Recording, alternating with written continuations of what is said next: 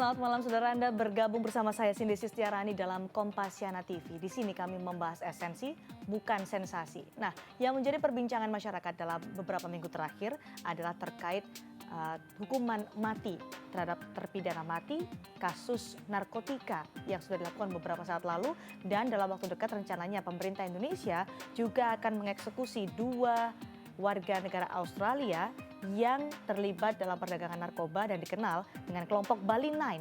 Dan mereka atau 2 orang ini akan berada di antara kelompok narapidana berikutnya yang akan menghadapi eksekusi dari regu tembak. Meskipun pemerintah Indonesia masih tutup mulut atau belum memberikan bocoran kapan eksekusi mati ini akan dilakukan terhadap 2 orang warga negara Australia yang tergabung dalam Bali Nine dan juga beberapa terpidana mati kasus narkotika lainnya.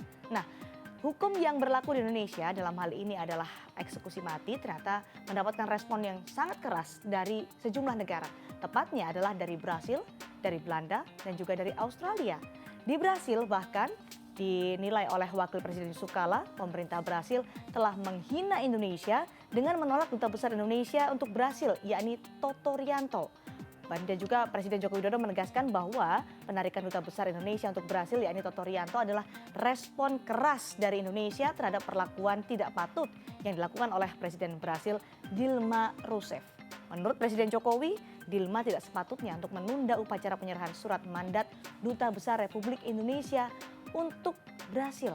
Ini adalah sikap keras yang ditunjukkan oleh 2 negara, baik Brasil maupun Indonesia, terkait hukuman mati yang diterapkan atau yang diberlakukan bagi para terpidana mati. Kita akan lihat artikel terkait informasi ditariknya Duta Besar Indonesia untuk Brasil, Toto Rianto, sebagai protes keras dari pemerintah Indonesia terhadap pemerintah Brasil. Dan pemerintah Indonesia juga menyatakan penarikan Duta Besar Indonesia untuk Brasil dalam batas waktu yang belum ditentukan. Nah, ini dia respon keras yang juga dikeluarkan oleh Perdana Menteri Australia Tony Abbott yang menyatakan bahwa seharusnya Indonesia tidak memberlakukan hukuman mati terhadap 2 warga negaranya karena pada 10 tahun lalu Australia pernah membantu Indonesia dengan bantuan $1 miliar Amerika Serikat untuk bantuan kemanusiaan bagi korban tsunami di Aceh. Ternyata pernyataan dari Tony Abbott ini menjadi kontroversi tidak hanya di Indonesia tapi juga di Australia. Di Indonesia masyarakat sudah mulai memprotes keras, bahkan muncul gerakan Coin for Australia ditujukan untuk mengumpulkan sumbangan atau mengumpulkan dana untuk dikembalikan kepada pemerintah Australia. Karena pernyataan dari Tony Abbott ini dinilai mengancam dan bahkan menghina Indonesia. Sementara oleh Menteri Luar Negeri Australia Julie Bishop meluruskan apa yang dimaksud oleh Tony Abbott. Dalam pernyataannya, Menlu Australia menyatakan sebenarnya ini bukan pernyataan yang mengancam dari Tony Abbott, tapi berupa peringatan dan bahkan menjelaskan sebenarnya hubungan antara Australia dan Indonesia sudah berlangsung dengan baik sejak sudah dalam waktu yang lama, termasuk ketika Australia memberikan bantuan kemanusiaan kepada Indonesia. Dan reaksi bermunculan terkait menanggapi pernyataan keras dari Tony Abbott. Banyak yang menyatakan, warga negara Australia dalam hal ini menyatakan malu dengan apa yang dinyatakan oleh Tony Abbott terkait menyinggung-nyinggung bantuan $1 miliar Amerika Serikat yang diberikan kepada korban tsunami di Aceh 10 tahun lalu. Sementara di Indonesia, gerakan kemarahan dari masyarakat mulai muncul dengan diwujudkannya Coin for Australia. Kita akan membahas tentang bagaimana dampak dari hukuman mati yang berlaku sebagai hukum positif di Indonesia terhadap relasi atau hubungan Indonesia dengan negara-negara lain, bersama Dina Wisnu, Direktur Pasca Sarjana Hubungan Diplomasi Universitas Paramadina yang telah hadir di studio Kompasiana TV malam ini. Selamat malam Bu Dina. Selamat malam. Bagaimana seharusnya masyarakat Indonesia, pemerintah Indonesia juga menyikapi sikap-sikap keras yang dilakukan oleh Brasil dan Australia? Kita tahu dua negara ini yang sangat keras terhadap Indonesia. Kalau Wakil Presiden Yusuf Kala menyatakan, sudahlah, ini sudah menghina Indonesia, Brasil. Kita tarik duta besar dalam waktu yang belum ditentukan. Kita belum akan mengirimkan duta besar ke Brasil. Ini langkah yang tepat yang dilakukan oleh pemerintah Indonesia? Saya kira saat ini tepat, ya. Saat ini tepat. Karena kalau dilihat, ini ada dua kasus yang beda ya, karena pendekatannya juga beda nih. Kalau Tony Abbott memang kita bahas dari mau Tony Abbott dulu atau Brasil, karena modelnya juga beda ini. Dari Brasil dulu? Brasil dulu, oke. Kalau Brasil, kasusnya itu memang tidak umum karena beliau sudah, maksudnya Pak Toto itu sudah di-approve. Sudah datang ke istana negara di sana. Sudah di-approve sebenarnya letternya, jadi artinya dia sudah diundang oleh protokol juga untuk datang untuk menerima langsung bertemu dengan presiden gitu ya.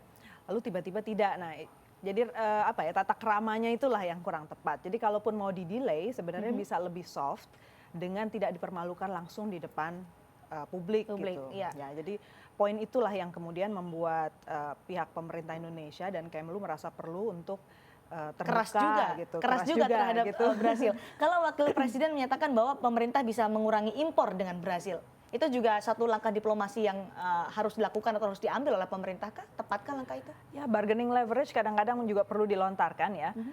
Tapi kalau saya lihat kita juga perlu proporsional. Jadi saya berharap dari pihak Kemlu setidaknya ya, mereka sudah mulai memikirkan langkah-langkah konstruktif untuk menyelesaikan ketegangan yang ada.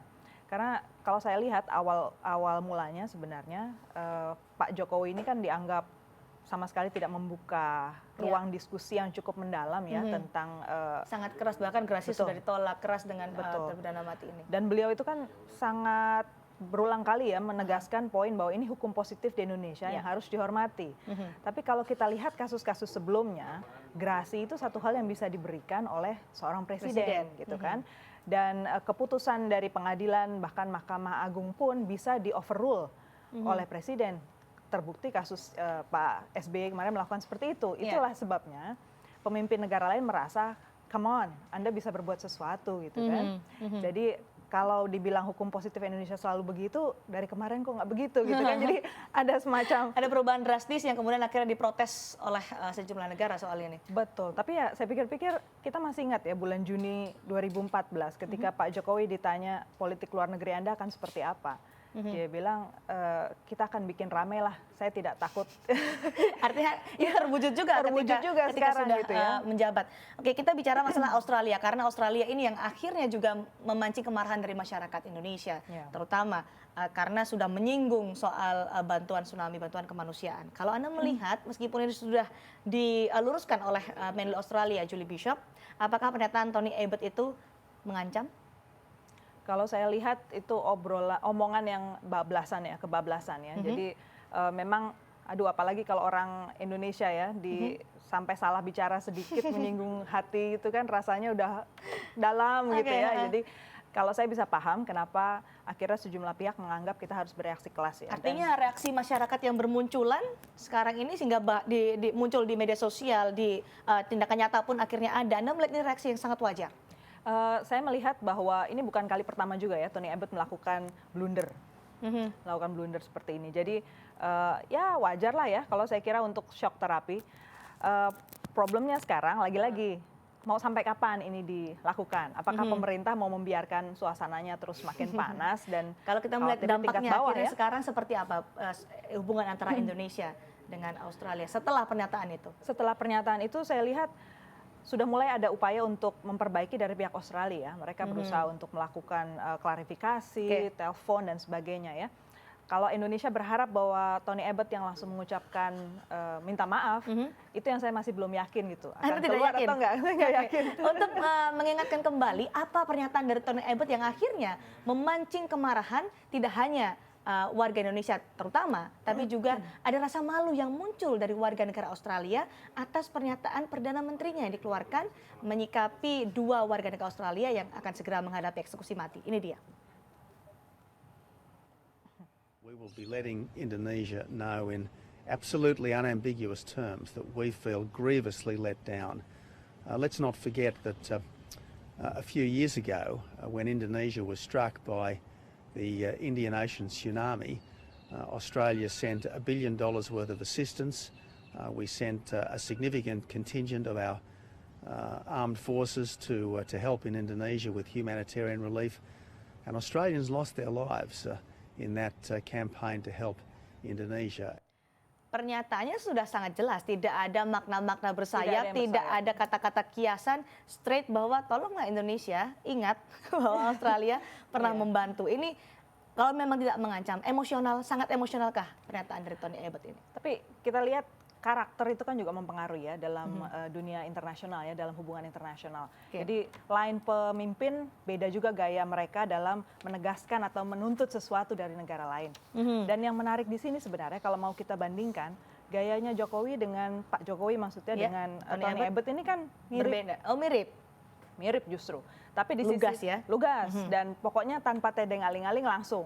Oke. Dia nggak peduli gitu kan. Tapi di sisi lain konfliknya sebenarnya bukan konflik yang mendalam kalau saya lihat. Ini konflik semata soal tata krama tadi. Soal tata krama. Baik, kami akan nanti bahas lebih mendalam soal bagaimana hubungan Indonesia dan Australia di tengah persiapan pemerintah Indonesia yang tetap akan mengeksekusi 2 warga negara Australia terpidana mati dalam kasus narkotika. Kita akan bergabung bersama Kompasiana telah bergabung di aplikasi Google Hangout. Ada Pak Yakub dari Salatiga, ada Mas Andi Sinulingga, penggagas Coin for Australia yang telah bergabung dari Jakarta, dan ada Agung Soni dari Denpasar. Kami juga mengajak Anda untuk menyampaikan pendapat Anda melalui akun Twitter dengan hashtag atau tagar Kompasiana TV. Kami akan kembali usai jeda.